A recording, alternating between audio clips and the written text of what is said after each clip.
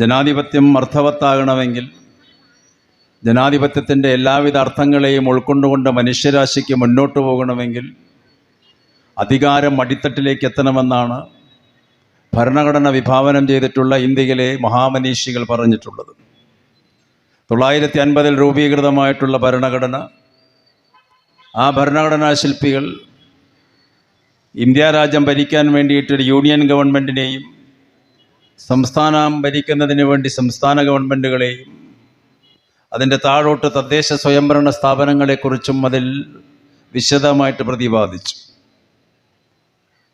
അങ്ങനെ 3 തട്ടുകളിലുള്ള ഭരണം നടന്നുകൊണ്ട് അധികാരത്തിനെ മുകൾ തട്ടിൽ നിന്ന് താഴെത്തട്ടിലേക്ക് വികേന്ദ്രീകരിച്ചു കൊണ്ടുപോയി ഈ രാജ്യത്തിലുള്ള ഓരോ മനുഷ്യനും അധികാരത്തിൻ്റെ പ്രതിരൂപങ്ങളാണ് എന്നുള്ള ബോധത്തിൻ്റെ അടിസ്ഥാനത്തിൽ, ആ ബോധം പ്രായോഗിക തലത്തിൽ അവൻ അനുഭവപ്പെടുന്ന തരത്തിൽ പ്രാവർത്തികമാക്കപ്പെടുമ്പോഴാണ് ജനാധിപത്യത്തിൻ്റെ അന്തസ്സത്ത ഏറ്റവും അധികം സമ്പുഷ്ടമാകുന്നത് എന്നാണ് ഭരണഘടനാ ശില്പികളും ഇന്ത്യയുടെ രാഷ്ട്രപിതാവായ മഹാത്മാഗാന്ധിയും പറഞ്ഞത്.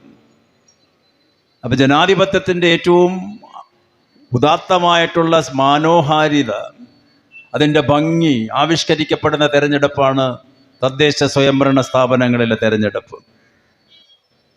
എന്നാൽ ഈ തദ്ദേശ സ്വയംഭരണ സ്ഥാപനങ്ങളിലെ തെരഞ്ഞെടുപ്പുകൾക്ക് 1993 മുതൽക്ക് ഇന്ത്യയിൽ നടപ്പിലാക്കപ്പെട്ട നിയമം ഭരണഘടനയുടെ 73-ാം 74-ാം അനുച്ഛേദങ്ങൾക്കനുസരിച്ച് ഗ്രാമപഞ്ചായത്തുകളെയും മുനിസിപ്പാലിറ്റിയും നഗരങ്ങളുടെയും അധികാരങ്ങൾ വികേന്ദ്രീകരിച്ചു കൊണ്ടുകൊടുക്കുന്ന നിയമങ്ങൾ ആവിഷ്കരിക്കപ്പെട്ടതോടുകൂടി പഞ്ചായത്തുകളിലേക്കുള്ള അധികാരങ്ങൾ ഇറങ്ങി വന്നു.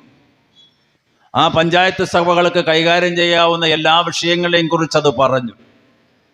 കൃഷി, ജലസേചനം, വിദ്യാഭ്യാസം, പൊതുമരാമത്ത്, ആരോഗ്യം, ഇതെല്ലാം അങ്ങനെ നിരവധി 29 വിഷയങ്ങളാണ് ഗ്രാമപഞ്ചായത്തുകളുടെ കീഴിൽ ഭരണഘടന പരികൽപ്പിച്ചു കൊടുത്തത്. ആ 29 വിഷയങ്ങൾ മനുഷ്യജീവിതത്തിൻ്റെ ഏറ്റവും അടുത്തു നിൽക്കുന്ന വിഷയങ്ങളാണ്.